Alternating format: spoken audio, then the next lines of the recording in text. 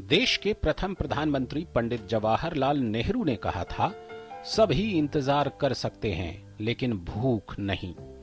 आजादी के बाद से ही कृषि का भरपूर विकास और सभी लोगों को खाद्य सुरक्षा सरकारों की प्राथमिकता में अव्वल रहा।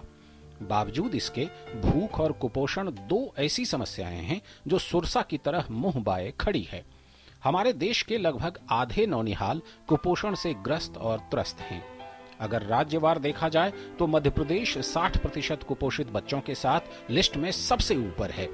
इसके बाद झारखंड 56.5%, बिहार 55.9%, गुजरात 45%, उत्तर प्रदेश 42%, राजस्थान 40%, पश्चिम बंगाल 38.5% और कर्नाटक 37.6% का नंबर आता है। ऐसे खराब रिकॉर्ड को प्रधानमंत्री ने भी राष्ट्रीय शर्म माना। The health of our economy and society lies in the health of this young generation. We cannot hope for a healthy future for our country with a large number of malnourished children. I have said earlier on a number of occasions, and I repeat, that the problem of malnutrition is a matter of national share. एक सर्वेक्षण के अनुसार देश की 20% आबादी को दोनों वक्त की रोटी नसीब नहीं है। अंतर्राष्ट्रीय एजेंसी ग्लोबल हंगर इंडेक्स की रिपोर्ट मानी जाए तो 79 देशों में भारत का स्थान 65वां है, जबकि हमारे पड़ोसी चीन का स्थान दूसरा, पाकिस्तान का 57वां और श्रीलंका का 37वां है।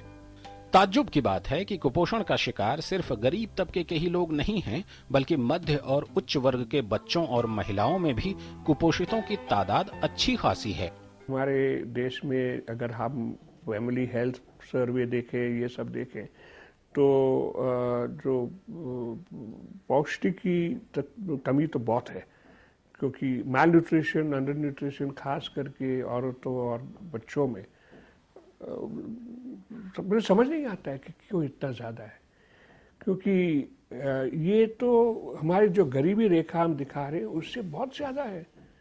और सर्वे तो ये भी दिखाता है कि जो सबसे अमीर कैटेगरी के लोग हैं वहाँ भी पौष्टिक की कमी होती है। हालांकि हमारी सरकारों ने समय समय पर इस विकट समस्या से निजात पाने के लिए कई योजनाओं की शुरुआत की। 60 के दशक में हरित क्रांति के बाद खासतौर पर जन वितरण प्रणाली यानी पीडीएस, लक्षित वितरण प्रणाली, अंत्योदय अन्न योजना, अन्नपूर्णा योजना आदि को समय समय पर लाया गया। इसी क्रम में स्कूली बच्चों के लिए मिड डे मील, काम के बदले अनाज कार्यक्रम और महात्मा गांधी नरेगा जैसी योजनाओं का नाम भी लिया जा सकता है।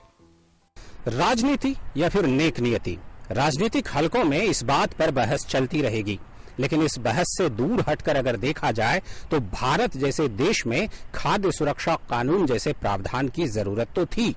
आजादी के 6 दशक बाद ही सही भोजन की गारंटी देने वाला खाद्य सुरक्षा कानून अब अमल में आ गया है। कैमरामैन राजेश रुखी के साथ लालचंद्र सिंह, डीडी न्यूज, दिल्ली।